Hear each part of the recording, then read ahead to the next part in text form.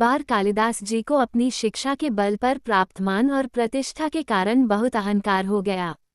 माँ सरस्वती ने उनके इस अहंकार को तोड़ने का निश्चय किया।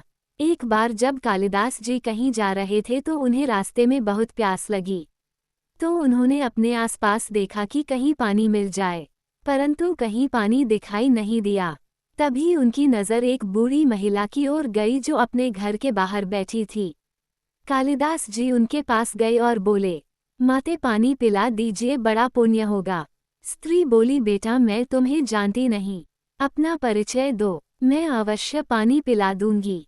कालिदास ने कहा, मैं पथिक हूँ, कृपया पानी पिला दें। स्त्री बोली, तुम पथिक कैसे हो सकते हो?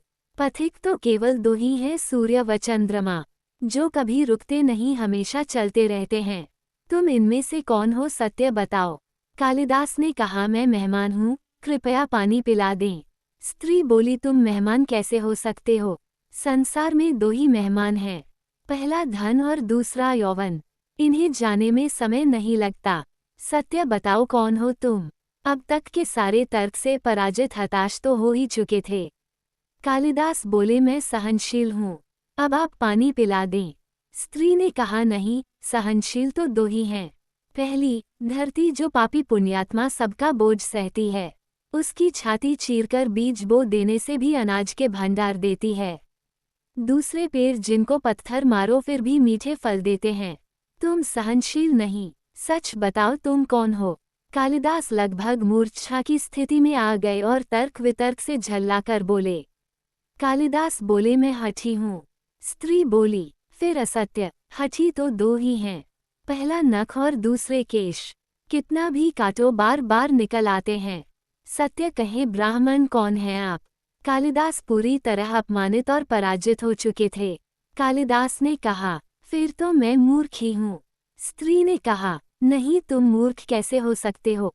मूर्ख दो ही हैं, पहला राजा जो बिना योग्यता के भी सब पर शासन करता है, और दूसरा दरबारी पंडित जो राजा को प्रसन्न करने के लिए गलत बात पर भी तर्क करके उसको सही सिद्ध करने की चेष्टा करता है। कुछ बोल न सकने की स्थिति में कालिदास वृद्धा के पैर पर गिर पड़े और पानी की याचना में गिड़गिड़ाने लगे।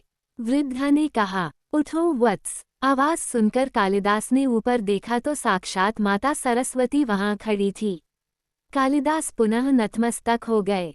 माता ने कहा, शिक्षा से ज्ञान आता है, न कि अहंकार।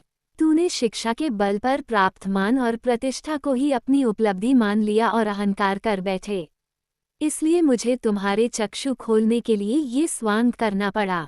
कालिदास को अपनी गलती समझ में आ गई और भरपेट पानी पीकर वे आगे चल पड़े।